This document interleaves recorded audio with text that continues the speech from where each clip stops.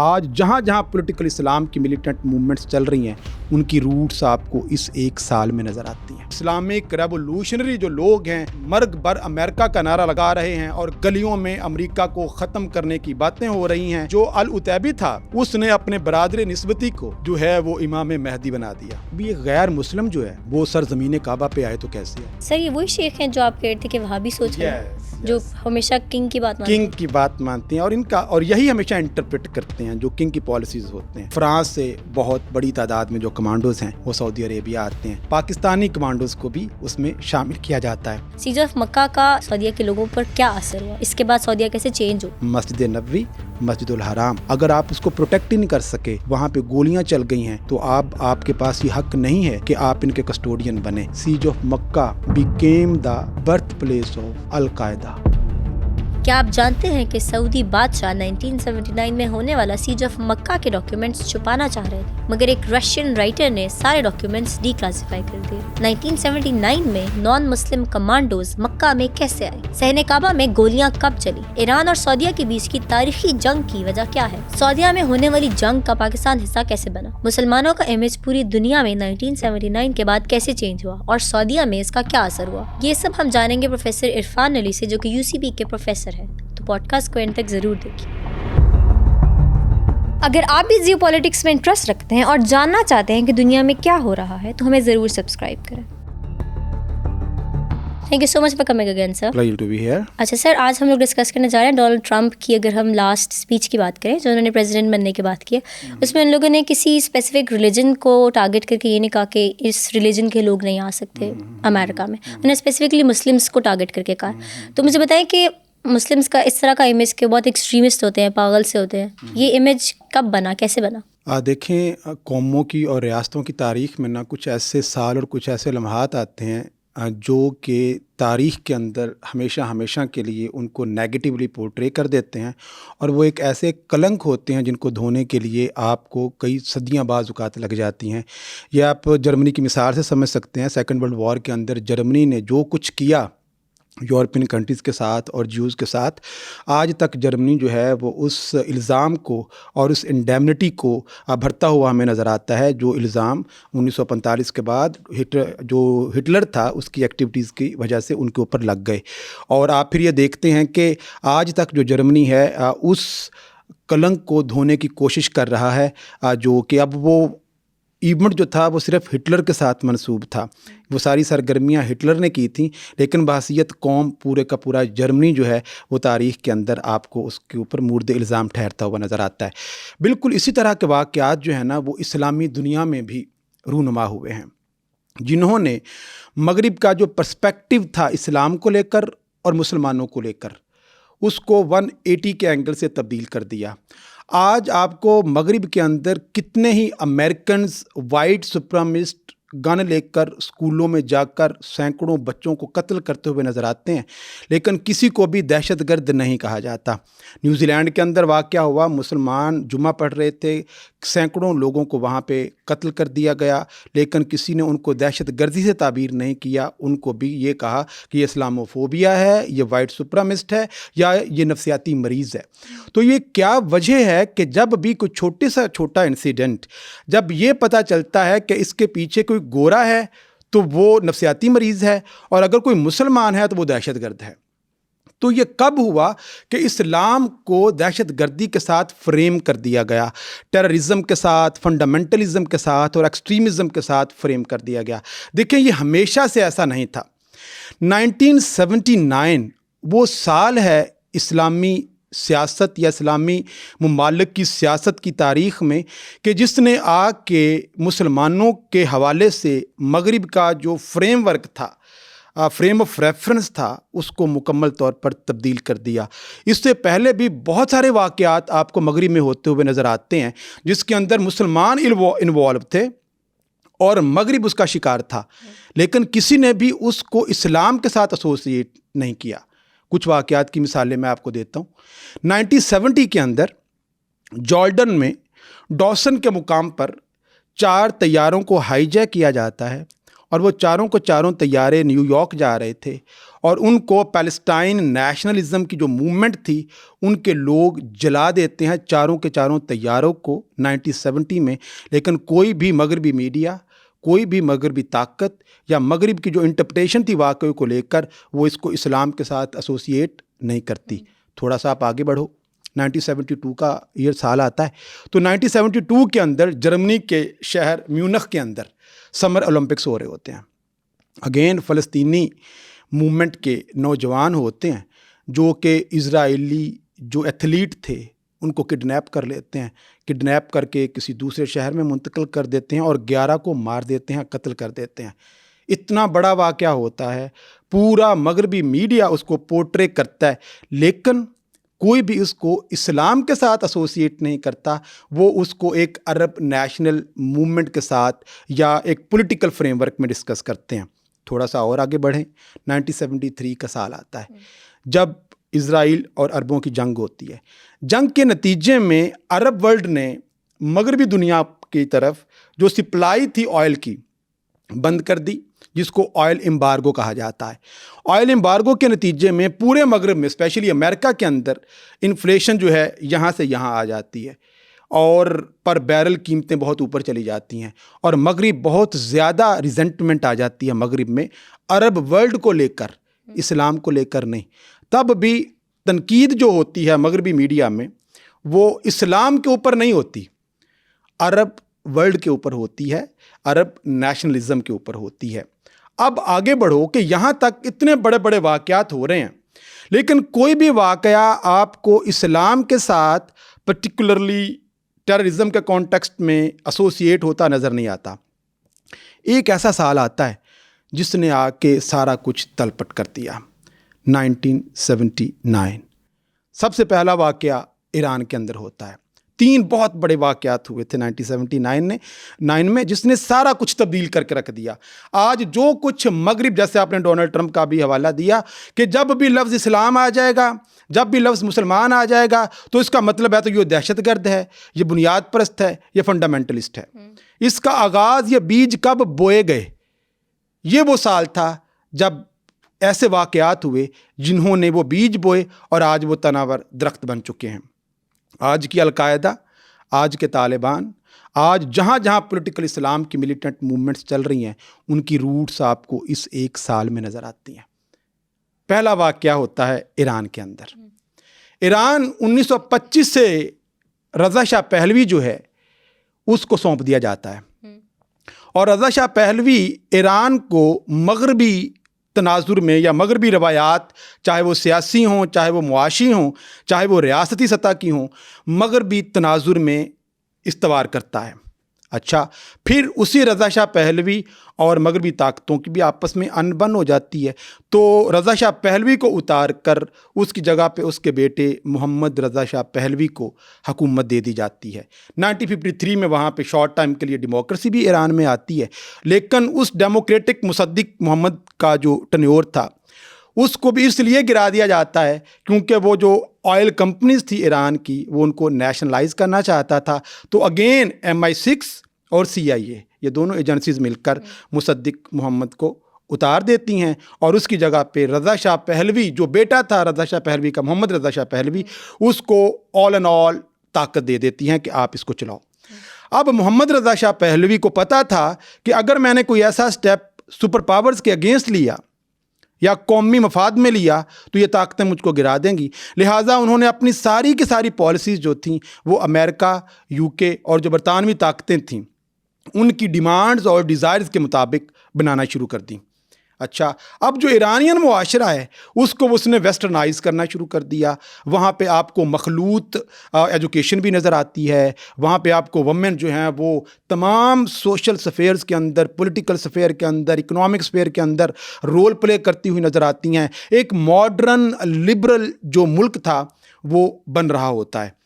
اور اسی دوران میں امام خمینی جو تھے ان کے جو خطبات تھے وہ ٹیپ ریکارڈرز کے جو کیسٹس ہوتے ہیں ان کے ذریعے سے ایران میں آتے تھے، لوگ ان کو سنتے تھے اور جو مغربی استعماریت اور امپیریلزم کے انڈر ایران مغربی ہو رہا تھا یا مغربی روایات پنپ رہی تھیں اور اسلام پس پشت جا رہا تھا، لوگوں کے اندر اس ریزنٹمنٹ پیدا کرتے ہیں وہ لیکچرز، اور لوگ جو ہیں، اور پھر کچھ اکنامک کنڈیشنز بھی ایسی آ جاتی ہیں تو لوگ ان کے خلاف، رضا شاہ پہلوی کے خلاف کھڑے ہو جاتے ہیں۔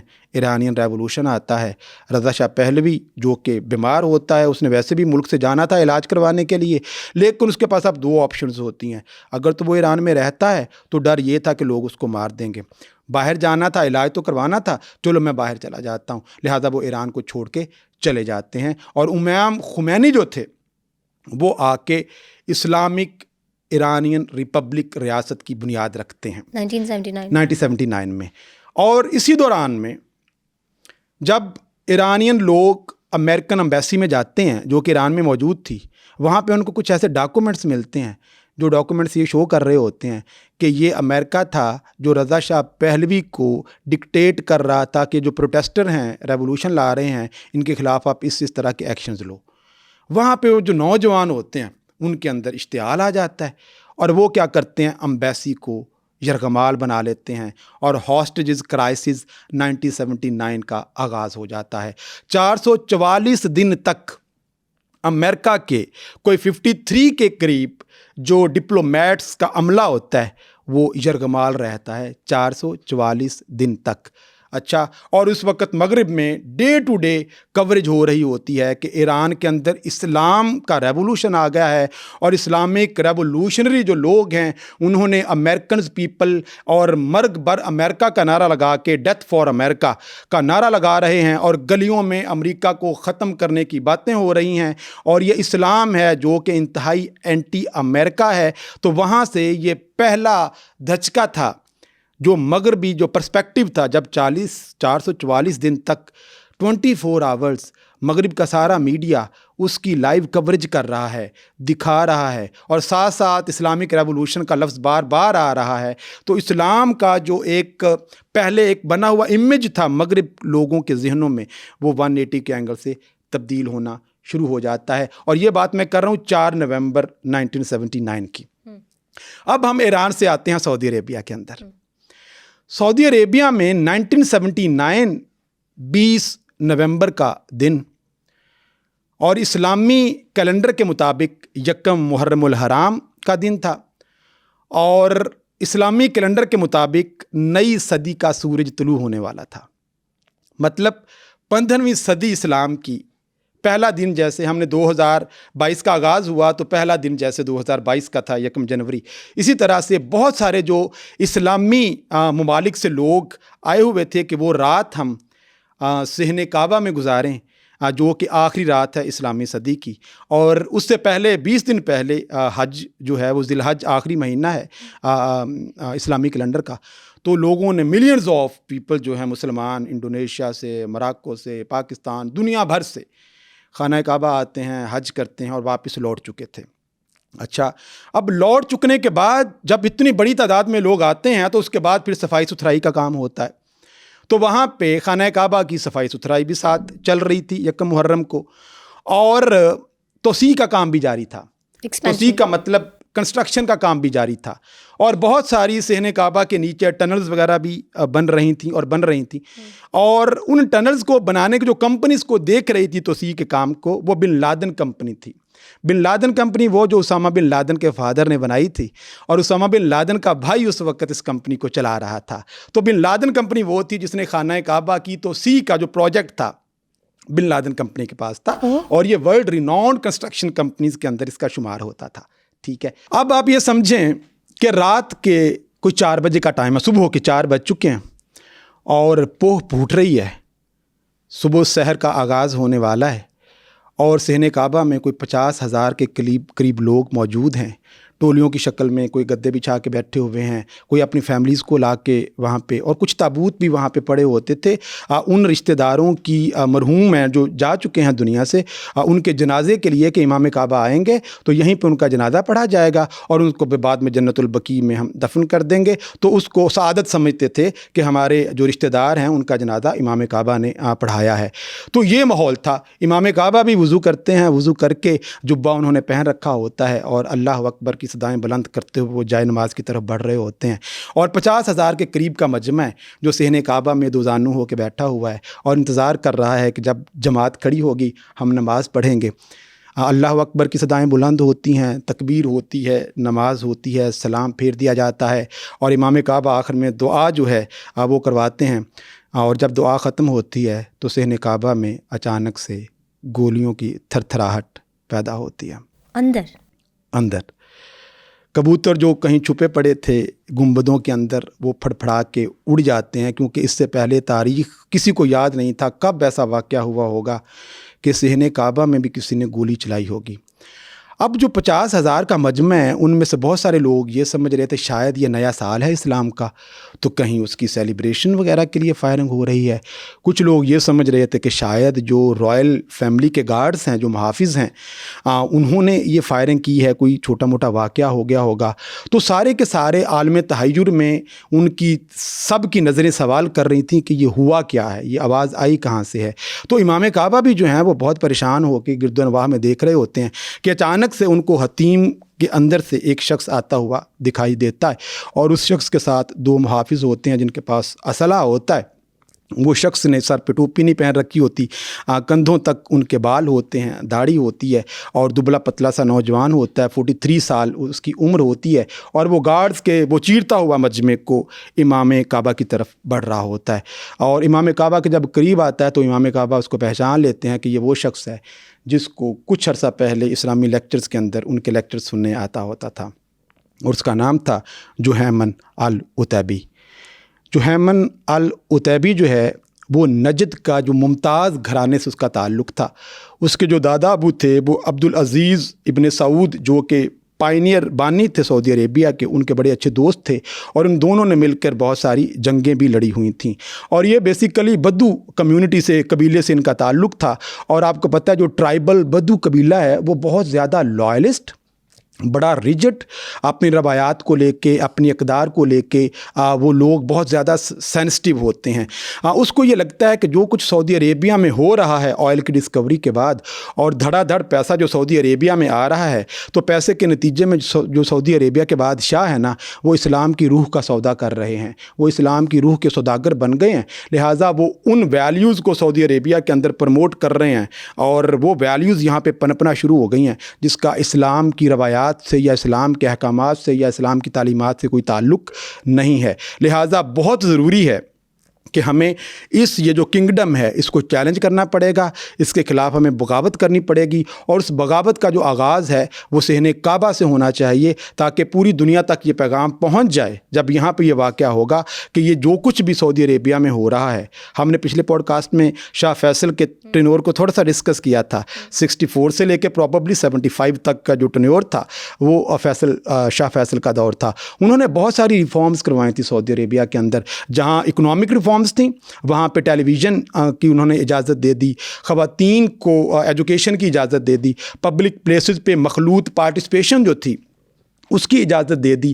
تو ٹیلی ویژن میں جب خواتین اناؤنسرز یا پریزنٹرز نظر آتی تھیں تو یہ وہ چیزیں تھیں جو ایک خاص گروہ کو سعودی عربیہ کے اندر بہت ان کی طبع نازاں پہ گراں گزرتی تھی، ناگوار گزرتی تھیں، اور وہ اندر ہی اندر کڑھتے تھے کہ یہ جو کچھ ہو رہا ہے یہ ہماری روایات کے خلاف ہے، یار اس کو بدلنا چاہیے، اس کو ختم ہونا چاہیے۔ لہٰذا یہ جو جہیمن العتیبی ہے یہ ایک ایسے ہی گروہ کو لیڈ کر رہا ہوتا ہے، بڑا پڑھا لکھا شخص ہوتا ہے، جگہ جگہ پہ انہوں نے اسلامی اسکالرز کے لیکچرز اس نے لیے ہوئے ہوتے ہیں، اور اپنا برادر نسبتی جس کا نام عبداللہ بن الحتانی تھا، اس کی شبیہ جو ہے نا وہ امام مہدی کی شبیہ سے ملتی جلتی ہوتی ہے۔ امام مہدی مختلف احادیث میں نا ان کا نقشہ کھینچا گیا ہے کہ امام مہدی ایسے ہوں گی، یہاں پہ ان کے نشان ہے یا ان کا قد کھاٹ اس طرح کا ہے، اور وہ کعبے سے ان کا ظہور ہوگا، اور پھر دنیا پوری میں اسلام جو ہے وہ غالب ہو جائے گا۔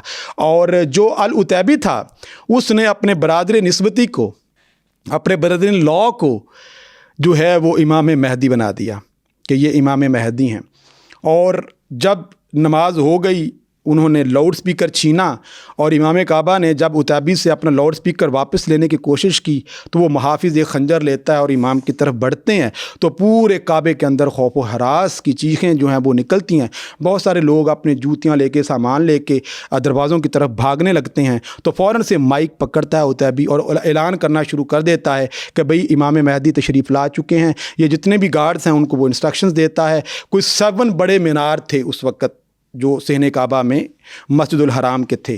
ان تمام کعبے کے اوپر جو گنبد بنے ہوئے تھے, ان کی جو پالکیاں تھیں, وہ گارڈز کو حکم دیتا ہے کہ یہاں سے کچھ لوگوں کو ساتھ لے جاؤ, بندوقیں لے کے اوپر گنبدوں پہ کھڑے ہو جاؤ اور اپنی بندوقوں کا رخ صحن کی طرف کر لو کہ کوئی بھی شخص یہاں پہ اگر کوئی ایسا کام کرتا ہے تو آپ نے اس کو گولی مار دینی ہے. اس سے پہلے 3-4 گارڈز کو وہ دروازے پہ قتل کر چکے ہوتے ہیں.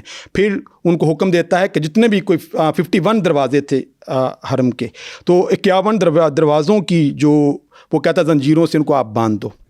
تو تمام کے تمام جو دروازے ہیں ان کو باندھ دیا جاتا ہے اور خانہ کعبہ کے اندر آنے کا اور خانہ کعبہ سے باہر جانے کے جو راستے ہیں وہ بند ہو جاتے ہیں. اور اس کے بعد جو پبلک ہوتی ہے, گولیوں کی آوازیں آتی ہیں, جو بھی مزاحمت کرنے کی کوشش کرتا ہے اس کو گولی مار دی جاتی ہے. اور اگلی صبح جب ہوتی ہے تو اس وقت جو سعودی فیملی ہوتی ہے, کنگ خالد اس وقت بادشاہ تھے اور وہ بڑے علیل تھے, ان کو بہت زیادہ وہ بیمار تھے. اور اس وقت جو کرون پرنس ہوتے ہیں وہ اس وقت موجود تھے تیونس کے اندر. وہاں پہ عرب سمٹ ہو رہا ہوتا ہے 1979 کا. تو اس کے بعد کیونکہ ایجپٹ میں عرب جو لیگ تھی اس کا ہیڈ کوارٹر تھا, لیکن کیونکہ ایجپٹ نے اسرائیل کو تسلیم کر لیا تھا تو ان کو اس کی جو عرب لیگ سے پارٹیسپیشن ختم کر دی گئی اور ٹیونیشیا کے اندر اس کا کیپٹل بنا دیا گیا. تو ٹیونس کے اندر وہ عرب سمٹ ہو رہا تھا تو وہ لوگ وہاں پہ موجود تھے. اور جو سیکیورٹی کو دیکھنے والے نیشنل گارڈز کے جو لوگ تھے, ان کے ہیڈ جو تھے وہ اس وقت مراکش میں موجود تھے. اور یہاں پہ پرنس سلطان تھا جو کہ ڈیفنس کو دیکھ رہا, ہیڈ آف ڈیفنس افیئرس کے, اور ساتھ میں جو کنگ خالد تھے وہ موجود تھے. اب ان کو کچھ سمجھ نہیں آ رہی کہ کیا کیا جائے. سب سے پہلے جب ان کو پتہ چلا کہ خانہ کعبہ کے اندر کچھ ہو چکا ہے, نہ تو خانہ کعبہ کے اندر کوئی جا سکتا ہے اور نہ ہی کوئی باہر آ رہا ہے, اور وہاں سے گولیوں کی گڑگڑاہٹ کی آواز آ رہی ہے, تو دیر از some thing wrong in within the premises of the کعبہ. اب کیونکہ ہم نے ایک پچھلے پوڈ کاسٹ میں ڈسکس کیا تھا کہ 1945 وہ سال تھا جب امریکہ نے سعودی عربیہ نے ایک ایگریمنٹ سائن کیا تھا ڈیفنس ایگریمنٹ کہ جو رجیم ہے سعودی عربیہ کا اس کی سیکیورٹی جو ہے وہ امریکہ کے پاس ہوگی. تو اس وقت جدہ کے اندر کونسولیٹ ہوتا ہے امریکہ کا, اور ریاض کے اندر ان کی ایمبیسی ہوتی ہے. ریاض کی ایمبیسی بڑی چھوٹی تھی لیکن جو کونسولیٹ تھا امریکہ کا وہ بہت بڑا تھا, کیونکہ جو ارامکو کمپنی ہے آئل کی کمپنی, جس کو ابھی کچھ عرصہ پہلے محمد بن سلمان نے جس کے شیئرز کو کچھ پرائیویٹائز بھی کیا کوئی 5% تک, اسی کمپنی کو دیکھ رہے ہوتے ہیں امریکنز. تو وہاں پہ امریکن ڈپلومیٹس موجود ہوتے ہیں. جیسے ہی امام کعبہ جو ہمارے کنگ خالد ہوتے ہیں ایڈمنسٹریشنز کو, بادشاہ کو یہ پتہ چلتا ہے کہ بھئی یہ واقعہ ہو گیا ہے, تو سب سے پہلے وہ کیا کرتے ہیں کہ تمام جو ٹیلی فون لائنز ہوتی ہیں ان کو بند کر دیا جاتا ہے کہ یہ خبر جو ہے یہ باہر نہ پھیلے. اگر یہ خبر باہر پھیل گئی تو افواہیں, کیونکہ اندر تو کوئی جا نہیں سکتا کہ ہوا کیا ہے, تو کسی بھی طرح کی افواہیں جو ہیں وہ لوگوں میں ریزنٹمنٹ پیدا کریں گی. تو ہو سکتا ہے کہ یہ کوئی سازش ہو ہماری بادشاہت کے خلاف, تو یہ خبر باہر نہیں آنی چاہیے. تمام جو مواصلات کے ذرائع تھے, ٹیلی فون, ٹیلی ویژنس, جہاں سے بھی انفارمیشن باہر آ سکتی تھی سب کو بند کر دیا جاتا ہے. ہیلی کاپٹر کے ذریعے, وہی کمپنی کا ہیلی کاپٹر موجود تھا, وہ جدہ جاتے ہیں, ان کو بتایا جاتا ہے کہ بھئی اس طرح سے خانہ کعبہ کے اندر واقعات ہو رہے ہیں اور ہمیں کوئی پتہ نہیں کہ وہاں پہ چل کیا رہا ہے. تو وہاں پہ جو امریکن ڈپلومیٹس ہوتے ہیں, اب انہوں نے خانہ کعبہ آنا تھا, لیکن اب یہاں پہ ایک پرابلم پیدا ہو گئی کہ یہ غیر مسلم جو ہے وہ سرزمین کعبہ پہ آئے تو کیسے آئے, کیونکہ غیر مسلم کی اجازت نہیں تھی صحن کعبہ میں آنے کی اور مکہ کے اندر داخلے کی. تو ان کو پھر فتویٰ دیا جاتا ہے رائل شیخوں کی طرف سے کہ اگر یہ کلمہ پڑھ لیں. سر یہ وہی شیخ ہیں جو آپ کہہ رہے تھے کہ وہاں بھی سوچ رہے ہیں, جو ہمیشہ کنگ کی بات مانتے ہیں اور ان کا, اور یہی ہمیشہ انٹرپریٹ کرتے ہیں جو کنگ کی پالیسیز ہوتے ہیں. تو وہاں سے وہ فتویٰ لکھ دیتے ہیں کہ بھئی وقتی طور پر یہ اگر شہادہ پڑھ لیں he has to recite the شہادہ، کلمہ پڑھ لیں، یہ مسلمان ہو جائیں گے، بعد میں بے شک یہ ریولٹ ہو جائیں تو پھر یہ خانہ کعبہ میں آ سکتے ہیں. ٹیمپریری مسلمان، ٹیمپریری عارضی طور پر ان کو مسلمان کیا جاتا ہے، اور پھر وہ ہیلی کاپٹر سے صحن کعبہ میں آتے ہیں، اوپر سے دوربین سے سب جائزہ لیتے ہیں تو یہ چیز کنفرم ہو جاتی ہے کہ سیج آف مکہ ہو چکا ہے، مکہ کو ہاسٹیجز بنا لیا گیا ہے لوگوں کو، اور اس کا محاصرہ کیا جا چکا ہے. اب کیا جائے تو کیا کیا جائے؟ فوراً سے جو امریکن ڈپلومیٹ ہوتا ہے وہ اب میسج پہنچاتا ہے جمی کارٹر کو، جو کہ اس وقت امریکن پریزیڈنٹ تھا. اب جمی کارٹر اس وقت، جیسے میں نے ابھی تھوڑی دیر پہلے بتایا کہ ایرانین ہاسٹیجز کرائسس بھی ساتھ ہی چل رہا تھا پیرالل، اور ان کو اپنے 53 لوگوں کی پڑی ہوئی تھی، اور 24 آورز کوریج کی وجہ سے پبلک کا پریشر بھی بہت زیادہ جمی کارٹر کے اوپر. تو انہوں نے فوراً سے کہا ہو نہ ہو یہ کام جو ہے نا یہ ایرانیوں کا ہے، یہ امام خمینی نے کام کیا ہے سعودیہ کے اندر. کیونکہ امام خمینی جب آئے تھے تو انہوں نے یہ کہا تھا کہ یہ جو اسلامک ریولوشن میں ایران میں لا رہا ہوں یہ اس کو ایکسپورٹ کریں گے اور باقی اسلامی ممالک تک بھی لے کے جائیں گے، تاکہ یہ ایک اسلامی ریاست کی بڑی سطح پہ بنیاد رکھی جا سکے. اچھا، جب جمی کارٹر یہ الزام لگاتے ہیں سعودی عربیہ کو کہ بھئی یہ ہو نہ ہو یہ ایرانین ہی ہیں، کیونکہ وہاں پہ اب اسلامک ریولوشن آ گیا، وہ شیعہ ہیں، آپ سنی ہیں، تو اب وہ آ کے یہ سارا کام کر رہے ہیں کہ آپ کے یہاں پہ بادشاہت ختم کی جائے. اچھا، تو فوراً سے جو ایسٹرن پروونسز ہیں سعودی عربیہ کے، وہاں پہ کوئی 20 سے 30% شیعت کمیونٹی رہتی ہے. تو جو سعودی حکومت ہوتی ہے، ان کے محافظ جو ہوتے ہیں وہ وہاں پہ جا کے اچھا خاصا جو ہے ان کے اوپر ظلم و ستم بھی کرتے ہیں، جو اہل تشیع کمیونٹیز ہوتے ہیں، کہ یہ لوگ کہیں یہاں سے بغاوت تو نہیں آ رہی، لیکن وہاں پہ وہ جاتے ہیں، سارا امن ہوتا ہے. اچھا جی، اب ٹیلی گرام آ جاتا ہے امام خمینی کو، اور جیسے ہی امام خمینی تک یہ خبر پہنچتی ہے تو وہ ایک سٹیٹمنٹ دیتے ہیں، اور ظاہری بات ہے اس وقت پوری اسلامی دنیا کے اندر ایرانین ریولوشن کو لے کے سارا میڈیا کوریج دے رہا تھا کہ اسلام کے اندر جو مغربی حکومت تھی بنائی ہوئی اس کا خاتمہ ہو چکا ہے، اور اسلام کا ایک انقلاب ایران میں آ چکا ہے. اور بہت ساری اسلامی دنیا اس کو اپریشیٹ بھی کر رہے تھے کہ چلو کہیں نہ کہیں اسلام اب حکومتی سطح پہ آنا شروع ہو چکا ہے. تو امام خمینی صاحب کہتے ہیں کہ، اور ہنستے ہیں اس بات کے اوپر کہ یہ ہم پہ الزام لگایا جا رہا ہے کہ جو کعبہ کا محاصرہ ہے وہ ہم نے کیا ہے. حقیقت یہ ہے کہ کعبہ کا محاصرہ یہودیوں، صہیونیوں اور امریکیوں نے مل کے کیا ہوا ہے. اب یہ وہ سٹیٹمنٹ تھی جو پوری اسلامی دنیا میں جنگل کی آگ کی طرح پھیل جاتی ہے، اور یہ وہ خبر تھی جس نے مسلمانوں کے اندر اینگر اور غصہ آ جاتا ہے. 1979 کے اندر پاکستان میں اسلام آباد میں USA کی جو ایمبیسی ہے، کوئی 1000 کے قریب نوجوان جو اسٹوڈنٹس تھے وہ باہر آتے ہیں جب ان کو پتہ چلتا ہے کہ امریکیوں نے، کیونکہ خبر تو باہر آ نہیں رہی، سعودی عربیہ کا آفیشیل میڈیا تو بند کیا ہوا ہے، ٹیلی فون بند کیا ہوا ہے، جو بھی افواہیں آ رہی ہیں ہر جگہ سے، اور افواہوں کے اوپر لوگوں کے رد عمل آ رہے ہیں کہ یہ ہو گیا ہے. اچھا، تو لوگ امریکن ایمبیسی کے اوپر اٹیک کر دیتے ہیں اسلام آباد میں اور اس کو جلا دیتے ہیں، اور US ایمبیسی برننگ انسیڈنٹ ہوتا ہے 1979 میں ان اسلام آباد. تھوڑے ہی وقت کے بعد بنگلہ دیش کے اندر امریکن ایمبیسی کو جلا دیا جاتا ہے.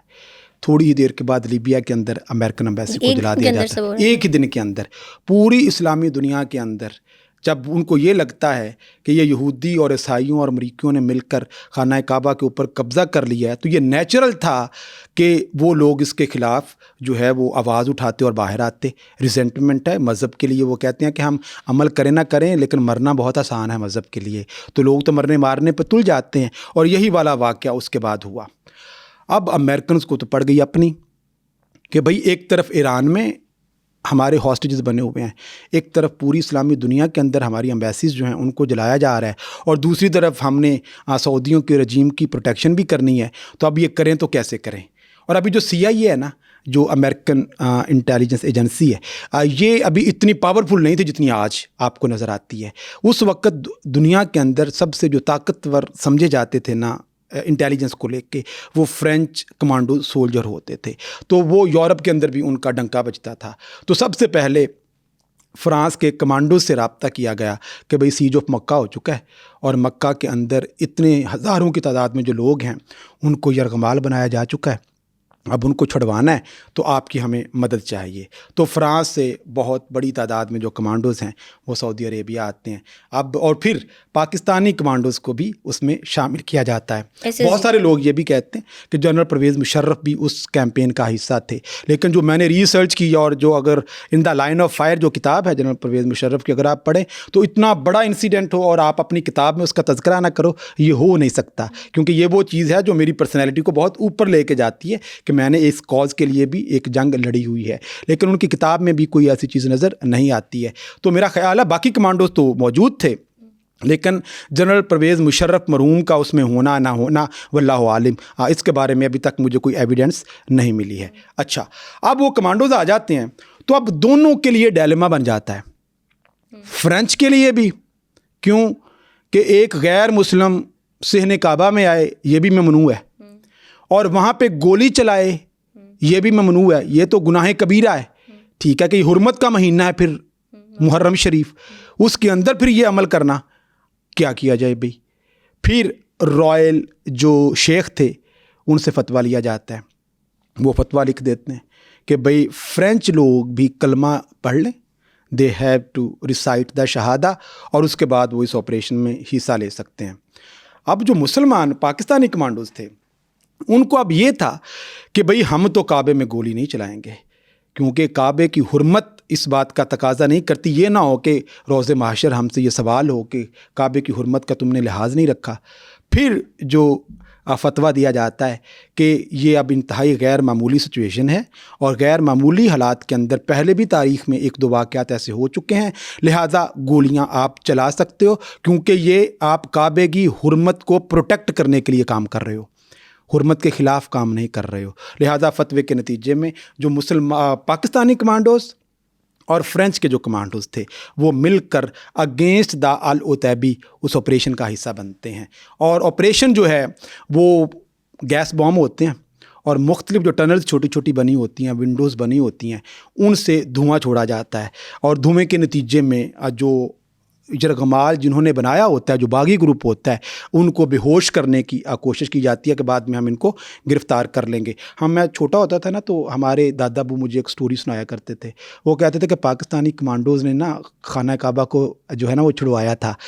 ہم بڑے شوق سے سننا کہ بھئی یہ کیا کیسے. انہوں نے کہا کیونکہ صحن کعبہ کے اندر خون بہانا حرام تھا, تو اب یہ سوچ تھی کہ اب ان کو کیسے پکڑا جائے.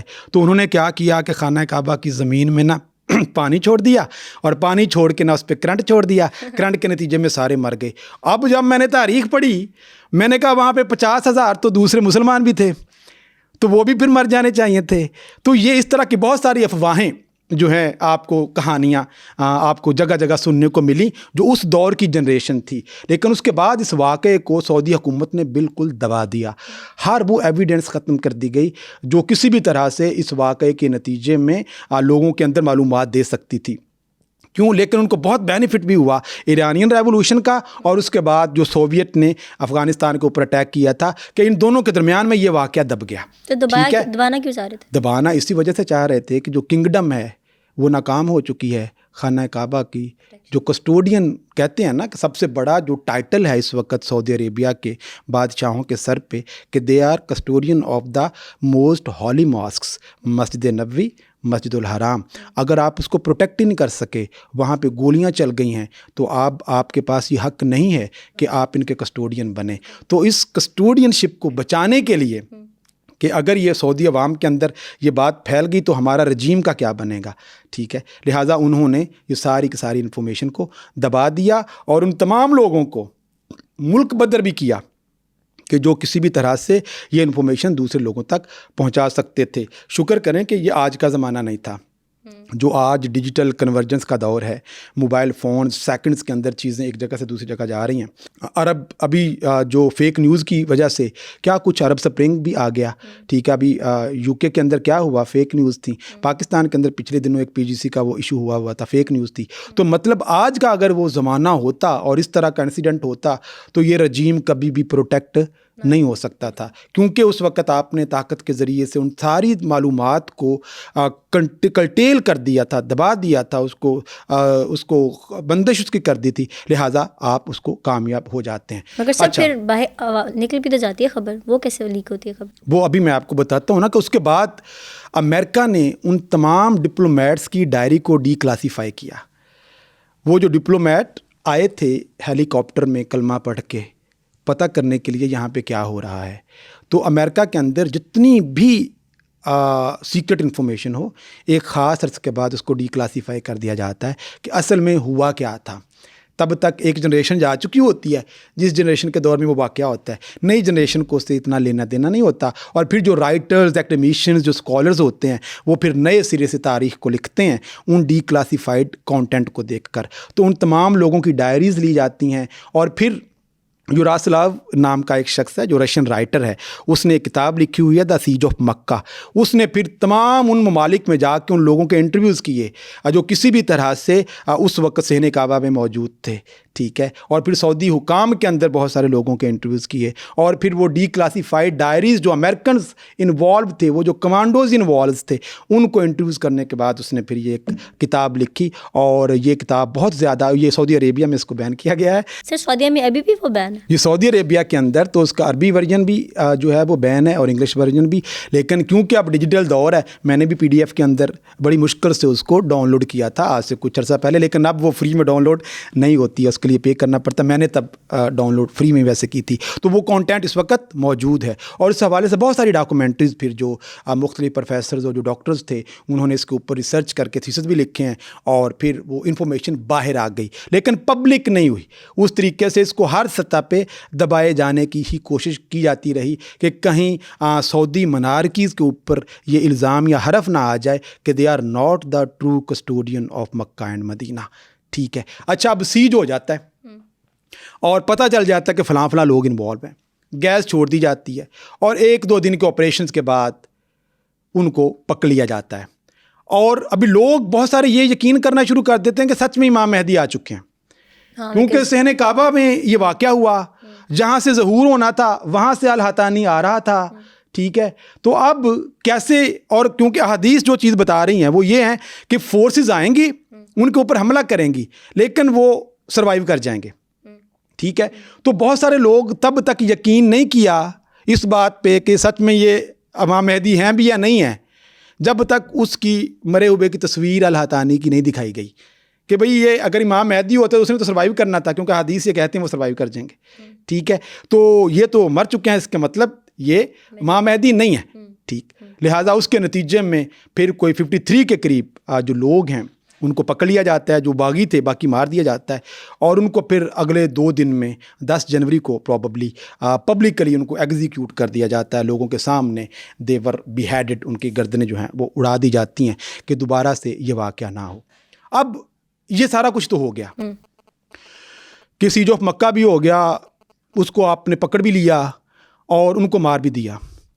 لیکن العتیبی نے جاتے جاتے ایک ایسے نظریے کی بنیاد رکھ چھوڑی تھی، ایک ایسی قدامت پرست فکر کو کے بیج بو چھوڑے تھے جو اس وقت سعودی عربیہ میں موجود بن لادن فیملی کے چشم و چراغ اسامہ بن لادن کو جو بہت امپیکٹ کرتے ہیں اور اس کی فکر کے اوپر بہت اثر انداز ہوتے ہیں، کیونکہ وہ بھی یہ فکر کا حامل تھا، اسی سوچ کا حامل تھا کہ سعودی عربیہ میں یہ جتنی بھی ماڈرنائزیشن ہو رہی ہے، یہ جتنی بھی پیسے کی آنے کی وجہ سے یہاں پہ یہ آزادیاں اور خواتین کا ٹیلی ویژن پہ آنا اور یہ جو تعلیمی اداروں میں آنا، یہ سارا کچھ ہو رہا ہے، یہ بہت غیر اسلامی ہے. تو ہمیں اس کے خلاف کھڑا ہونا ہے. تو وہاں سے siege of Mecca became the birth place of al Qaeda, Osama bin Laden. اور پھر دیکھیں کچھ عرصے کے بعد ایک اور واقعہ رونما ہو جاتا ہے. سوویت یونین کی فورسز افغانستان میں اسی سال میں انویڈ کر دیتی ہیں. اچھا، اب برزنسکی اس وقت نیشنل سیکیورٹی ایڈوائزر تھا. جب اس نے یہ دیکھا کہ مسلمان جو ہیں یہ اپنے مذہب کے ساتھ اس حد تک شدت پسندی کے اندر لائل ہیں کہ یہ خود مر بھی سکتے ہیں اور اپنے مذہب کے لیے دوسروں کو مار بھی سکتے ہیں. یہ اپنے ہی مقدس مقامات کو یرغمال بھی بنا سکتے ہیں اور اپنے ہی لوگوں کے اوپر گولیاں بھی چلا سکتے ہیں. کیوں نہ اس چیز کو ہتھیار کے طور پر استعمال کیا جائے اور افغانستان کے اندر روس کے خلاف انہی اسلامک شدت پسندوں کو استعمال کر کے روس کو نہ صرف ڈیفیٹ کیا جائے بلکہ شکست دی جائے. تو وہ پھر یہی سارے کے سارے جو بیج بوئے گئے تھے سیج آف مکہ کے کانٹیکسٹ میں، اب اس کے جو اثرات سعودی عربیہ پہ ہوئے نا وہ بڑے دوررس نتائج تھے. سعودی عربیہ 79 سے پہلے کا پاکستان، 79 سے پہلے کا سعودی عربیہ، 79 سے پہلے کا ایران، اس ایران پاکستان اور سعودی عربیہ سے 180 کے اینگل سے ڈیفرنٹ ہے جو 79 سے پہلے تھا. پاکستان کے اندر کراچی کے بیچز میں ٹورسٹ آتے تھے، مخلوط میل اینڈ فیمیل لبرل قسم کا انوائرمنٹ تھا. اس طریقے سے اسلامیات کو آپ نے ہر اسکول کی کتاب کا حصہ نہیں بنایا ہوا تھا. ایک لبرل ماڈرن آزاد قسم کا معاشرہ تھا پاکستان کا. آپ تب کی موویز دیکھ لیں، آپ ہیرو ہیروئن کے لباس دیکھ لیں، آپ کو سمجھ آ جائے گی کہ پاکستانی معاشرہ اس وقت کیسا تھا. اچھا، سعودی عربیہ کے اندر پبلک پلیسز پہ لوگ آپ کو نظر آئیں گے 79 سے پہلے. خواتین اسکولوں میں پڑھاتی ہوئی نظر آئیں گی، ڈرائیو کرتی ہوئی نظر آئیں گی، مخلوط public participation economically politically socially آپ کو نظر آئے گی. ایران کے اندر خواتین آج کی مغربی دنیا کی طرح ہر معاملے میں آپ کو کنٹریبیوٹ کرتی ہوئی نظر آ رہی تھیں. ان کے لباس آج کے مغربی لباس کے ساتھ مماثلت رکھتے ہیں. ذرا تصویریں جا کے دیکھیں اور تب کے آرکائیوز کو ذرا کھنگال کے آپ دیکھیں. وہ ایران، وہ پاکستان، وہ سعودی عربیہ 79 میں آ کے وہ لائن کٹ گئی. اور پھر اس لائن کو محمد بن سلمان نے 2021 میں ایک انٹرویو دیا تھا ٹی وی پہ، اور انہوں نے کہا تھا کہ ہمیں آج کے سعودی عربیہ کو 79 کے پہلے کے سعودی عربیہ کے ساتھ کنیکٹ کرنے کی ضرورت ہے، پھر ہی ہم موجودہ دور کے چیلنجز کا سامنا کر سکیں گے، ورنہ ہم اس کو نہیں پکڑ سکیں گے. ٹھیک ہے، یہ پاکستان جہاں پہ انتہائی لبرل انوائرمنٹ آپ کو نظر آتا تھا، 79 کے بعد یہاں پہ ہر چیز کے اوپر مذہب کو لاگو کر دیا گیا، اپنی انٹرپریٹیشن جو ان کی ہے. ٹھیک ہے، ٹیلی ویژن کے اندر جو پریزنٹرز بیٹھتی تھیں وہ ہنستی تھی تو اس کے اوپر بھی کٹ ہو جاتا ہوتا تھا، اور یہ ساری باتیں ہسٹری میں لکھی ہوئی ہیں. ٹھیک ہے، اور اس کے بعد چاہے آپ MBBS کر رہے ہیں، چاہے آپ ڈاکٹر بن رہے ہیں، انجینئر بن رہے ہیں، آپ کو قرآن پاک پڑھنا اور اسلامیات کی کتاب کو لازمی طور پر پاس کرنا ضروری تھا. ٹھیک ہے، اور یہاں پہ 79 سے پہلے نمبر آف مدارس کتنے تھے پاکستان میں، اور 79 سے لے کے 1990 تک جو مدارس کی تعداد ہے، جس کو محمد بن سلمان اوپنلی ایک انٹرویو میں یوٹیوب پہ پڑھا ہوا ہے، وہ کہتے ہوئے نظر آتے ہیں کہ ہم نے مذہب کو اور وہابیزم کو ایک پولیٹیکل ٹول کے طور پر استعمال کیا تھا کہ پاکستان کو اپنے پولیٹیکل انٹرسٹ کو حاصل کرنے کے لیے، اور ہم نے اتنی تعداد میں مدارس بنائے پاکستان کے اندر. ٹھیک ہے، and they were all funded by the Saudi Arabia. کیوں؟ کہ امریکہ کو اب ضرورت تھی ان شدت پسندوں کی، ان جہادی سوچ رکھنے والوں کی، اور ان کٹ مرنے والوں کی کہ جو مذہب کے نام پہ سوشلزم جو کہ لا دین ہے، کمیونزم جو کسی خدا کو نہیں مانتا. اور جب اس نے دیکھا کہ یہ جو کمیونزم سے ہم سے زیادہ نفرت تو مسلمان کمیونزم سے کرتے ہیں، تو ان کا یہ جو غصہ ہے، ان کی جو اپنے مذہب کے ساتھ لائلٹی ہے، ان کے اندر جو مر جانے کی خواہش ہے کہ میں شہید ہوں گا تو جنت کے اندر مجھے یہ سارا کچھ ریوارڈ کے طور پہ ملے گا، اس جذبے کو کیوں نہ ہتھیار کے طور پر استعمال کیا جائے.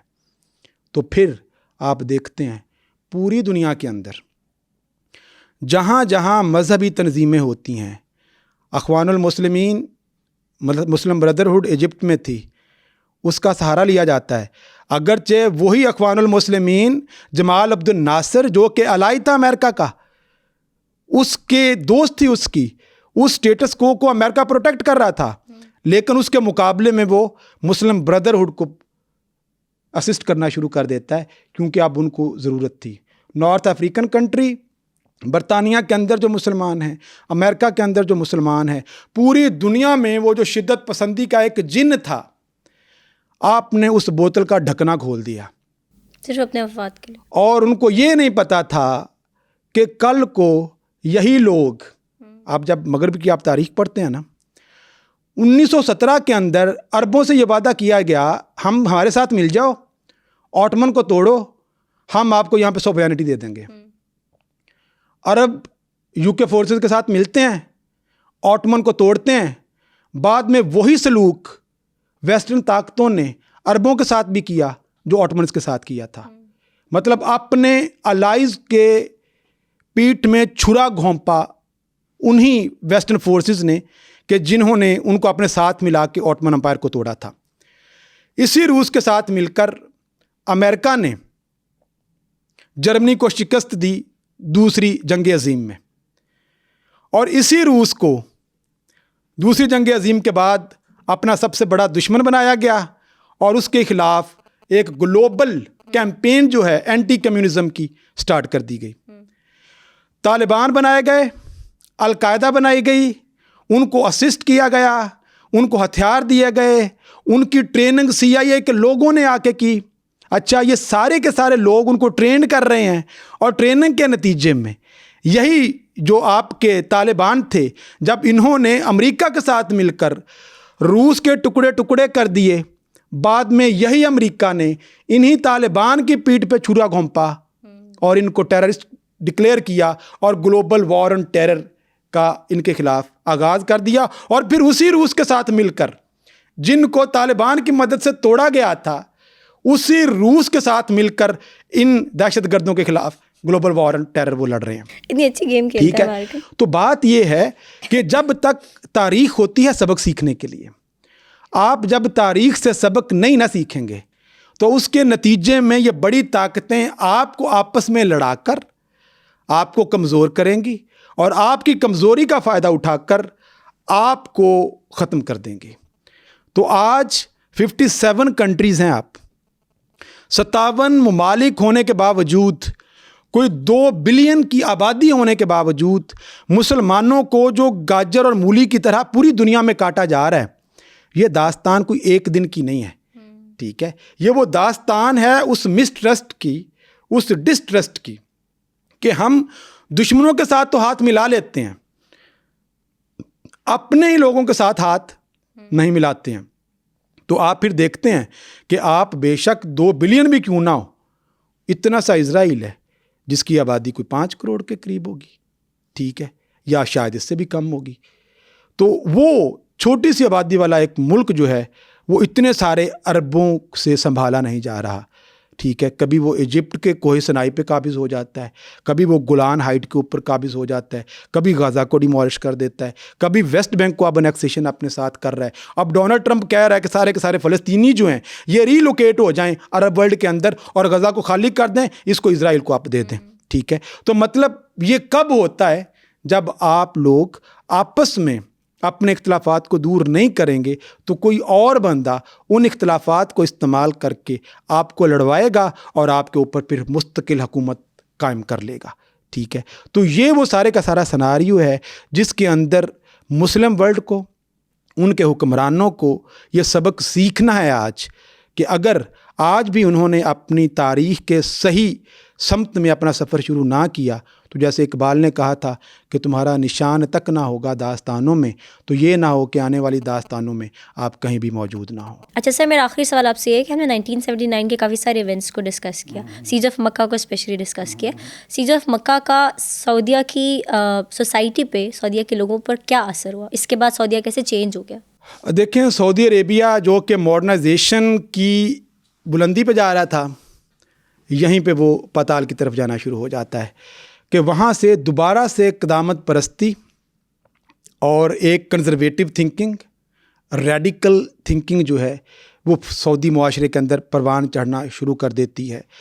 جو پرنس نائف ہے نا، جنہوں نے 2000 کے بعد اینٹی ٹیررزم ایکٹیویٹیز میں بہت رول پلے کیا، جس کو ہم MBN بھی کہتے ہیں، ان کی سٹیٹمنٹ یہ ہے کہ ہم نے العتیبی کو تو ایگزیکیوٹ کر دیا اور ہم نے آنکھیں بند کر لیں کہ شاید اب اس کی فکر بھی ایگزیکیوٹ ہو چکی ہے، لیکن سعودی معاشرے کے اندر العتیبی تو چلا گیا، لیکن اپنا نظریہ، اپنی سوچ اور اپنی فکر کو چھوڑ گیا۔ اور اس کے بعد جو سعودی ریلیجس اسٹیبلشمنٹ ہوتی ہے اور جو سعودی بادشاہت کنگڈم ہوتی ہے، ان کے وہ آپس میں بیٹھک ہوتی ہے، بیٹھتے ہیں کہ بھئی اب کرنا کیا ہے، ٹھیک ہے، کہ آگے آنے والے دنوں میں وہ کبھی یہ سوچ بھی نہیں سکتے تھے کہ ہمارے اپنے ہی لوگ، وہ شیعہ بھی نہیں ہیں، وہ غیر مسلم بھی نہیں ہیں، کوئی امریکی یا یہودی یا عیسائی بھی نہیں ہے، وہی لوگ ہمارے خلاف اتنی نفرت رکھتے ہیں کہ وہ خانہ کعبہ جیسی مقدس زمین کی حرمت کو بھی پامال کر سکتے ہیں اور وہاں پہ لوگوں کا قتل و غارت بھی ان کی کر سکتے ہیں۔ لہٰذا اب ہمیں بیٹھنا ہوگا اور سوچنا ہوگا کہ اب ہم کیا کریں۔ تو اس کے بعد سعودی عربیہ میں دوبارہ سے ان تمام جو ریفارمز تھی ان کو ریورس گیئر لگا دیا جاتا ہے، پیچھے کی طرف، جو کنزرویٹو سوچ کی طرف آپ واپس جاتے ہو۔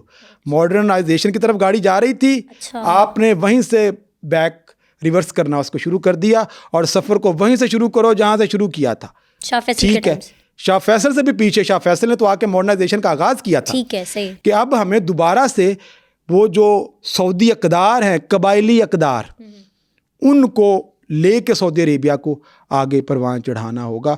اور پھر آگے 2-3 اشروں تک سعودی عربیہ دوبارہ سے آپ کو ٹیلی ویژن پر پابندی لگائی گئی، خواتین کی تعلیم پر پابندی لگائی گئی، سکولوں پہ خواتین کو پڑھانے میں یا ڈرائیونگ کرنے میں اور مخلوط جو پارٹیسپیشن تھی ان کی کو participation in the different spheres of the society, ان کے اوپر پابندی لگا دی گئی۔ اور جو پولیسنگ تھی، یہ جو محافظ کا کانسیپٹ آیا نا، پبلک پولیس، کہ جو سڑکوں پہ گشت کرتے ہیں، پیٹرولنگ کرتے ہیں اور کہیں پہ بھی کوئی ایسی چیز دیکھتے ہیں کہ جو ان کو لگتا ہے کہ یہ غیر اسلامی ہے تو وہ اس کو بازور طاقت روکتے ہیں کہ یہ مت کرو، یہ غیر اسلامی ہے، ٹھیک ہے۔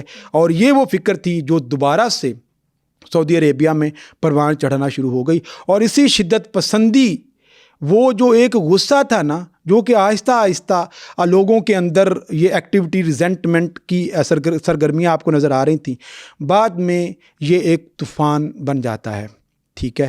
امریکہ نے جب یہ دیکھا کہ اچھا ایسے لوگ تو موجود ہیں کہ جن کو ہم روس کے خلاف نہ صرف اس کو شکست دینے کے لیے استعمال کر سکتے ہیں افغانستان کے اندر، بلکہ ہم سوویت یونین کے بھی ٹکڑے اور اس کو ڈیفیٹ کر سکتے ہیں۔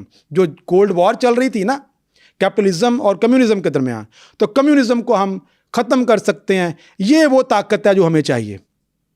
اور پھر پوری اسلامی دنیا کے اندر سے وہ آپ کی کتابوں میں قرآن پاک سے وہ آیتیں نکال کر جو قتال کی بات کرتی ہیں، جو جہاد کی بات کرتے ہیں، فقاتلوا فی سبیل اللہ، فجاہدوا فی سبیل اللہ، پورے پاکستان کے اندر، جنوبی پنجاب سے میرا تعلق ہے، ایک چھوٹے سے گاؤں سے، وہاں پہ مساجد میں نے صبح سویرے لشکر طیبہ والے اور القاعدہ والے لوگ آتے تھے اور اسپیکر میں اعلان کرتے تھے، چندہ اکٹھا کرتے تھے کہ فلاں جگہ پہ مسلمانوں کے اوپر ظلم و ستم ہو رہا ہے، تو یہ ہماری ذمہ داری ہے امت محمدی کی حیثیت سے کہ ہم آج ان لوگوں کی مدد کریں۔ وہاں پہ ہماری بہنوں کی عزتیں پامال ہو رہی ہیں، ہمارے بچوں کی گردنوں کو نیزوں پہ سرے نگاہ کیا جا رہا ہے، خنجروں پہ لٹکایا جا رہا ہے۔ تو مطلب جذباتی قسم کے سرمنز دیے جاتے تھے اور لوگ جوک در جوک 1-1 روپیہ کر کے، 10 روپے، 50 روپے، 100 روپے کر کے ایک بڑی تعداد میں جو پیسہ عوام سے بھی اکٹھا کیا، اور پھر جو امریکہ اس کی مدد کر رہا تھا ڈالرز کی شکل میں، ایک حکمران کو کہا گیا کہ ہم اتنے ملینز ڈالرز آپ کو دے دیں گے، تو اس حکمران نے کہا کہ اٹ از اے پینٹ، کہ یہ مونگ پھلی ہے جتنا بڑا کام آپ ہم سے لے رہے ہیں، ٹھیک ہے، مزید پیسے ہمیں چاہیے اس کام کے لیے۔ 6 ڈیفرنٹ جہادی گروپوں کے سیگمنٹس بنائے گئے، حقانی گروپ کے علاوہ 5 اور ان کے سربراہ تشکیل دیے گئے، اور پورے یورپ کے اندر ان کے ٹریننگ سینٹر بنے۔ آپ نے کبھی یہ دیکھا ہے کہ ہمارے جو مذہبی کچھ جماعتیں ہیں وہ یورپ میں جاتی ہیں تبلیغ کے لیے، اور وہاں پہ ان کو بڑا پروٹوکول ملتا تھا، اور وہاں پہ جو مسلم کمیونٹی تھی ان کی ٹریننگ کے لیے، ان کو مساجد بنانے کے لیے، جیسے میں نے کہا نا کہ امریکہ نے اس سٹیٹس کو کے اوپر ان کمیونٹی کو زیادہ آپ کہہ لو کہ فیور کیا کہ جو ان کو لگ رہا تھا جنگ میں ہمارے ساتھ لڑیں گے اپنے مفاد اپنے مفاد کے لیے. ریاستوں کی حکومتیں جو ان کی الائی تھیں ان کے بھی تحفظات کو ملحوظ خاطر امریکہ نے نہیں رکھا. ان کو یہ تھا یہ جنگ ہوگی, ہم جیت جائیں گے, ہم یہاں سے نکل جائیں گے, جان چھوٹ جائے گی. لیکن ان کو یہ نہیں پتا تھا کہ جو سانپ آپ پال چکے ہیں, جن کو آپ نے ڈالرز اور روپیوں کا دودھ پلا دیا ہے, اور جن کو آپ نے خود ٹریننگ کر دی ہے, اپنے سب سے بڑے ہتھیار چلانا سکھا دیے ہیں, اور اپنے سب سے سیکرٹ جگہوں پہ ان کو لے جا کر ان کی ٹریننگ کیا. ان کو یہ بھی پتا کہ یہ جگہیں ہیں کہاں پہ, پاکستان میں یا دیگر ممالک کے اندر. تو پھر وہی لوگ آپ کو امریکہ میں کتنے عرصے تک نوجوان جو ہیں اسی سعودی عربیہ سے, جن کا 14 سے 15 لوگوں کا تعلق اسی سعودی عربیہ سے تھا اور اسی پروونس سے تھا جہاں سے تعلق آلو طیبی کا تھا, وہ لوگ آپ کو کوئی نہیں کہہ سکتا تھا امریکی معاشرے میں کہ یہ جو ہماری ہیمبرگ یونیورسٹی میں پڑھنے والا نوجوان ہے یہ کوئی دہشت گرد ہو سکتا ہے, یا یہ کیا. وہ وہاں سے ایویشن بھی سیکھ رہے ہیں, وہاں سے پڑھ بھی رہے ہیں, وہاں پہ جہاز اڑانا بھی سیکھ رہے ہیں, اور وہیں پہ پھر آپ دیکھتے ہو کہ 9/11 کا واقعہ ہوتا ہے, اور واقعے کے نتیجے میں ورلڈ ٹریڈ سینٹر اور پینٹاگون دونوں بلڈنگز جو ہیں ان کو کلیپس کر دیا جاتا ہے. اور اس کے بعد دنیا کے اندر جو اسلام کی شبیہ تھی, جو 79 سے پہلے ایک لبرل ماڈرن شبیہ تھی, اور کبھی بھی کسی بھی ایونٹ کو اسلامک پرسپیکٹو میں نہیں دیکھا جاتا تھا, پولیٹیکل فریم ورک میں دیکھا جاتا تھا. اس کے بعد یہ ساری کی ساری شبیہ چینج ہو گئی. فلموں میں آپ نے دیکھا کہ جب بھی مسلمان کو دکھانا ہے ایک خاص قسم کی اپیرنس میں دکھانا ہے, اگر دہشت گرد کو دکھانا ہے تو مسلمان تسبیح پکڑے بیٹھے ہیں ان کو دکھایا جائے گا. تو وہ جو ایک شیپ کیا گیا, پہلے کمیونسٹ کو وہ اپنی موویز میں شیپ کرتے تھے, یہ ریمبو کی جتنی بھی موویز ہیں تو وہ جا کے روس میں مشن کرتا تھا. اب ان کے جتنے بھی مشن ہیں ان اسلامک موومنٹ کے خلاف مختلف اسلامی ممالک میں ان کی موویز آپ کو بنتی ہوئی نظر آتی ہیں. عراق کے اندر, افغانستان کے اندر, سوڈان کے اندر, مراکش کے اندر, ٹھیک ہے, پاکستان کے اندر. تو وہاں پہ دکھایا کیا جاتا ہے کہ یہ وہ دہشت گرد ہیں, یہ وہ ملیٹنٹ ہیں, لہٰذا یہ اب ماچس کی تیلی بھی جلائیں گے نا تو ان کو دہشت گرد کہہ دیا جائے گا. اور ان کے اپنے لوگ گاڑی لے کے سینکڑوں اپنے ہم وطنوں کو گاڑیوں کے نیچے روند بھی دیں گے, لیکن وہ دہشت گرد نہیں ہیں, وہ وائٹ سپرمسٹ ہیں یا وہ نفسیاتی مریض ہیں. اچھا سر, آج کا پوڈ کاسٹ آپ کے ساتھ کر کے بہت اچھا لگا, ہم نے کافی کچھ سیکھا.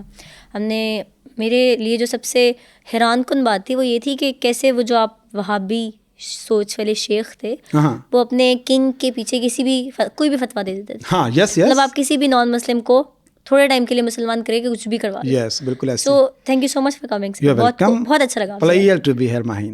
کیا مسلمانوں کا ایکسٹریمسٹ امیج ہونے کے پیچھے مسلمانوں کا اپنا ہاتھ ہے؟ ہمیں کمنٹ سیکشن میں ضرور بتائیں. انٹل نیکسٹ ٹائم, خدا حافظ.